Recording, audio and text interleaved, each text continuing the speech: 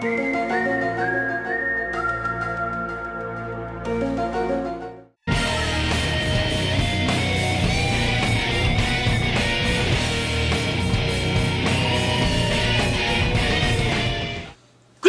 and fangirls, I'm Rowdy and I'm the Blockbuster Buster. There are certain concepts in entertainment that truly could only have succeeded in the time period that they came out. And right among the top of the list has to be the Dukes of Hazzard. Created by Guy Waldron to be a more family-friendly version of his 1975 movie Moonrunners, the show aired from 1979 to 1985 and was about a southern backwoods family of ex-moonshine runners, cousins Bo, Luke, and Daisy Duke and their uncle Jesse, who constantly looked to thwart the schemes of the greedy Hazzard County Commissioner Jefferson Davis Hogg and the corrupt sheriff Roscoe P. Coltrane, mainly with the help of their racing car, a super-powered 1969 Dodge Charger called the General Lee. The show was known for cars chasing and wrecking each other, Daisy strutting around in hot pants, and the other two Dukes always trying to stay one step ahead of Boss and Roscoe. It remains a cult classic to this day, with the General Lee being one of the most memorable TV vehicles in history, along with the Mach 5 from Speed Racer and the 1960s Batmobile. And naturally, a 1980s TV action show featuring redneck cousins driving around in a bright orange car with the stars and bars painted on the roof was the perfect thing to adapt into a theatrical movie in 2005.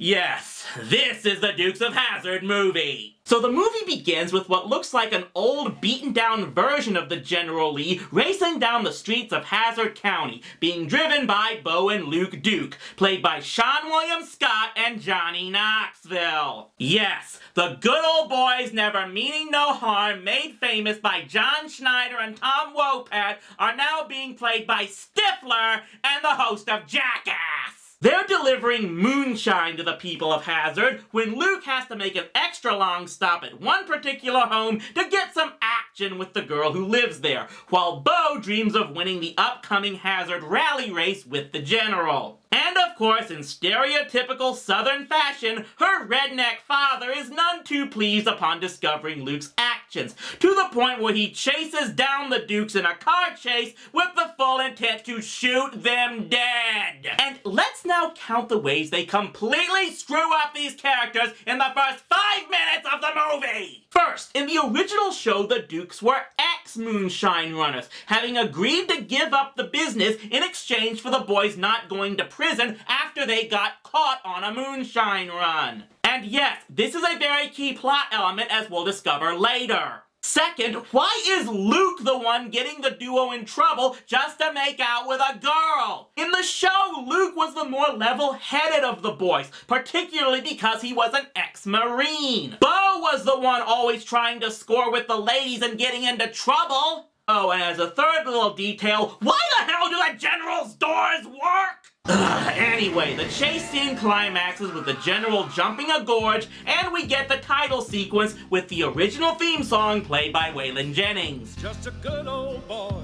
Okay, score 1 for the movie. But after they shake murderous overprotective daddy, they wreck the car in between two bulldozers, and they take out their frustrations by hitting each other with phone books.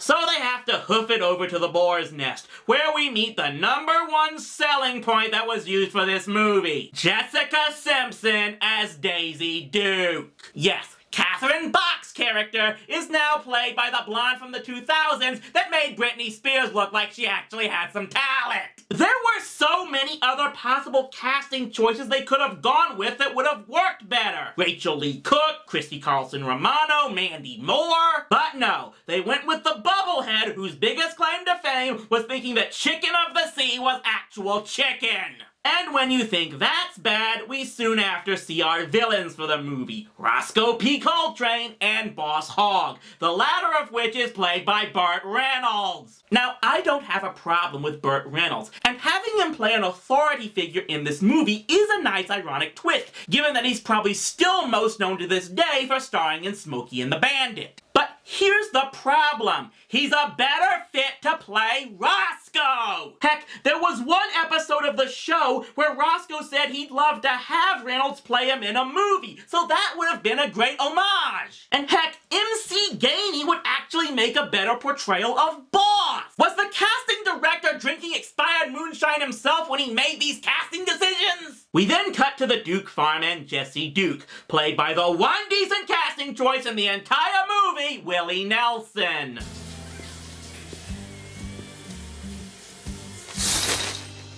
How's it looking? Good looking? Oh no, they're not going here! Well, I fixed the vapor coils, but the boiler's still slow. Oh, thank goodness. But the fun and games on the farm come to a quick end as Boss and Roscoe show up to discover a moonshine still that was clearly planted so they can seize the farm. So the Dukes are being framed for a crime that they are actually committing! This is why the element of the Dukes being former moonshine runners was critical. Because even if they were railroaded by the government into shutting down their operation, the fact that they obeyed such an order proved that they were men of their word, setting themselves as the honest good guys to counter the crooked law enforcement of Hazzard County. Here, it's just one dishonest group being sneakier than another dishonest group. They basically turned the Dukes of Hazzard into Breaking Bad. The Dukes have to stay at the home of Jesse's friend Pauline, who's played by... Wonder Woman, Wonder Woman.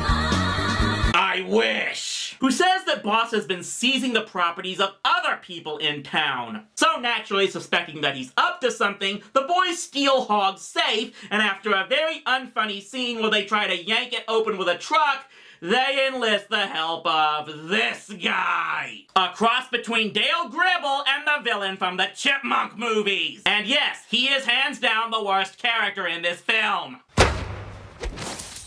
Armadillo. They've been infiltrating my perimeter all summer. What the hell you do with them? I make helmets. Armadillo helmets can block even the best brainwave scanners. You're pretty high and far out, aren't you? They finally blow the safe open and find it contains mining core samples and figure that someone at the university in Atlanta can tell them what they are samples of. So now they have to get the repaired general back from Cooter before Roscoe and the law seize it. Damn, Cooter, what'd you do? Make a deal with the devil or something? Is that Hammy? I love you, Cooter. Oh, I didn't have time to fix everything. Right. So, while originally the General's doors were welded shut because that's what you do with a race car, which the General still is in this movie, here it's just because the doors are broken and they couldn't fix them.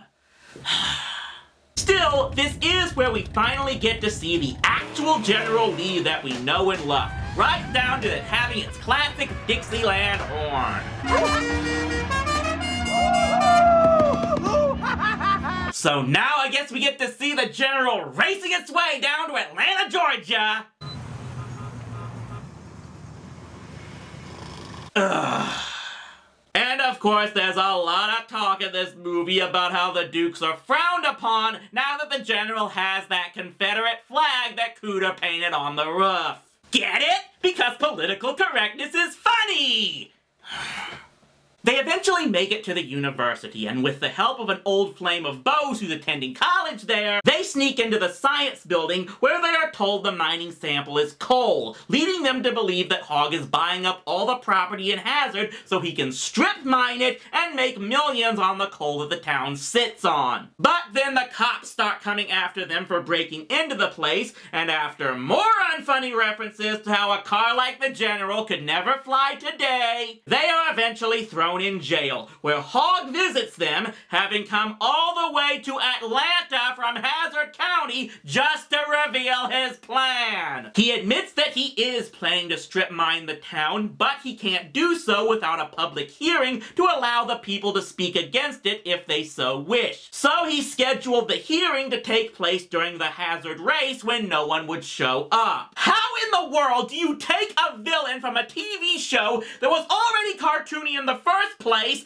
and make him even more of a stock cartoon villain. This is where they really got the character of Boss wrong. Yes, J.D. Hogg was always a greedy and corrupt businessman and politician, but the one thing that made him a good character was that he did have some scruples. He would never do anything that would devastate Hazzard County like this. First, because it's still his home too, and he's proud of it, but also because he knows he would make more money in the long run, profiting off of the people who live there. What makes this worse is this whole plot was pretty much lifted from an episode of the TV series. Only there it was a group of outside investors who wanted to strip mine the town against Hogg's wishes, and he had to have the Dukes help thwart them when he found out. So it's as the Dukes are about to be transported to a bigger prison that, of course, Daisy steps in from out of nowhere, and we get the other big scene that this movie heavily hyped. I think something bounced up into my undercarriage. This, of course, is a distraction so the college girls can help Bo and Luke break out of the police car. And rather than try to sneak away as quietly as possible, they taunt the officers before gunning the motors. Stupid! You're so stupid! And at least this finally leads to a big-time car chase scene with the Dukes having to outrun several police cars in the general down the streets of Atlanta. And instead of the classic banjo chase music that the show was known for, they play AC/DC.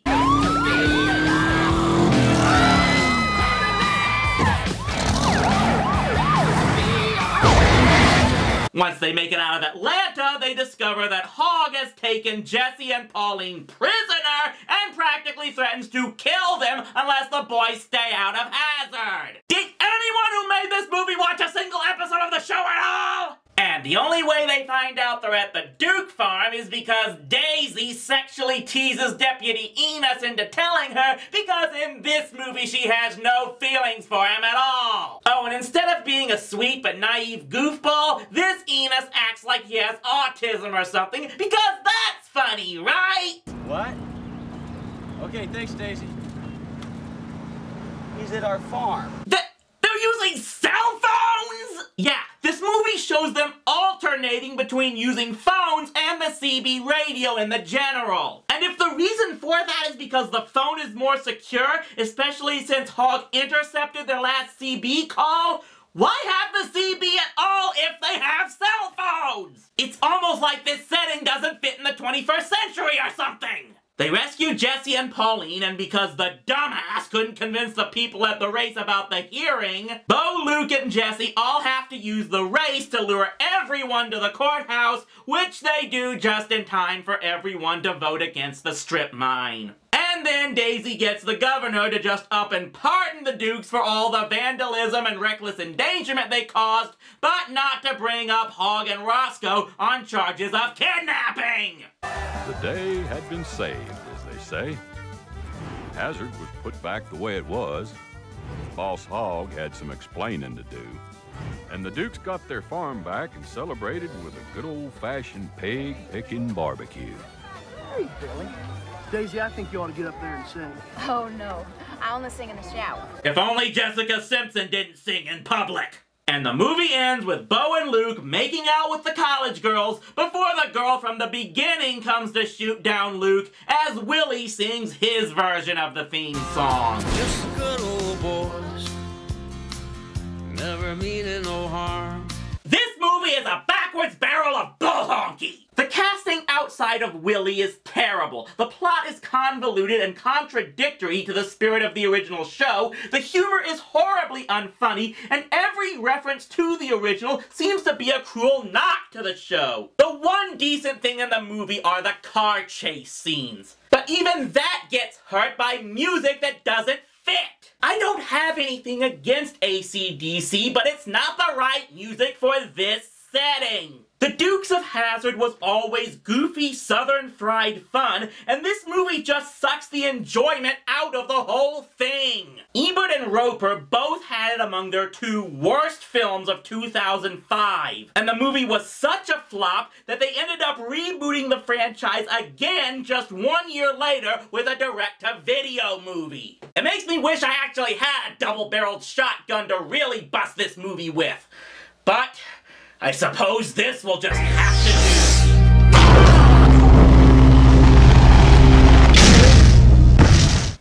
That's 1 down, thousands to go. Sir, I hate to interrupt you, but our sensors have picked up something. It appears that we are being scanned. Who? From where? Not from anywhere on this planet, I'm afraid. The signal appears to be interdimensional. Wait. It appears to be gone now. But I was able to figure out that a couple of life forms appeared to be watching us. Was it some evil demonic force from a parallel dimension? Actually, sir, they appeared to be cats.